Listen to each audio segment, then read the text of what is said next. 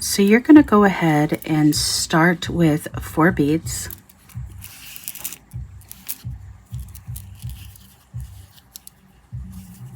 And you're going to go up through 2,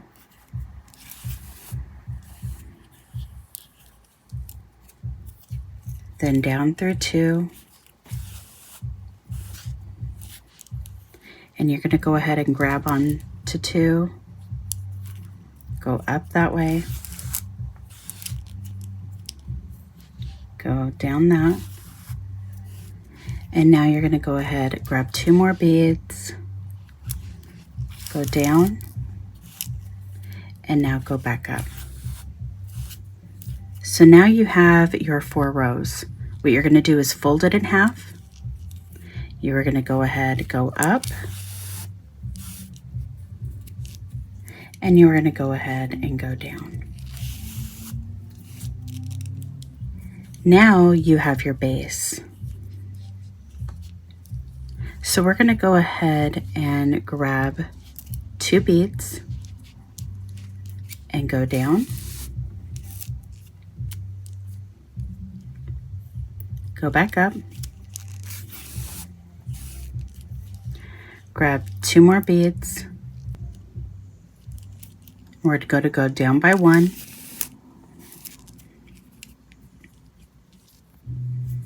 we're going to take it across, go up by 2, and we're going to complete this process over and over again. Now I know that you guys see this split. Don't worry about that because that's going to start to close off each time we do this. So I'm going to go ahead and go over. Then I'm going to go through here by just the 1. Go down here. Go across.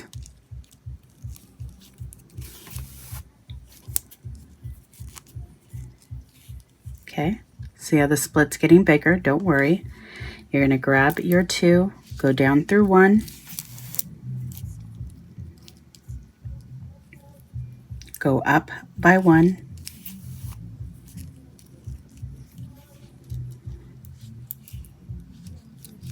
go down by 2, go down by 1. Now you're going to go up by 2. And just make sure your tension is tight, but do you see how it's all starting to close up? So we're going to grab another 2.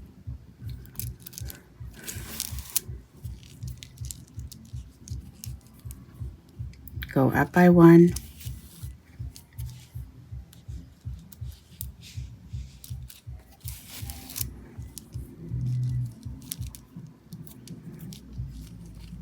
Go across. Now you're going up by 2. Grab your 2 beads, go down by 1,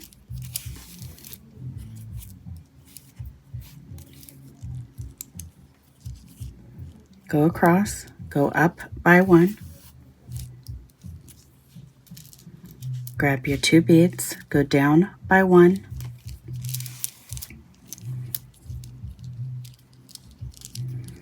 go across, and now you're going up by 2, grab 2 beads, go down by 1, and you're just repeating that process over and over again. And how you know whether to go up or by 2 or by 1 is when you put it across. Is there 1 bead or 2? There's only 1 bead right here.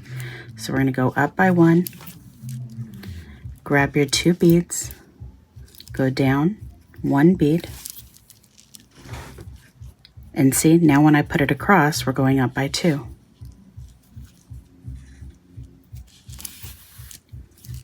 Okay, and do you see how it's closed up, everything right in between? It's not split open just at the top. That's how this process is done. So we'll grab 1 more row. So go down, across by 1, grab 2 more beads, go down by 1, across, and now you're going up by 2. Now let's say you're completely all the way done. You're going to go ahead, go down by 1, go up by 1, Okay, you can go down by 1 again and go up by 1, and that about closes the top area. And now you have your tubular herringbone stitch.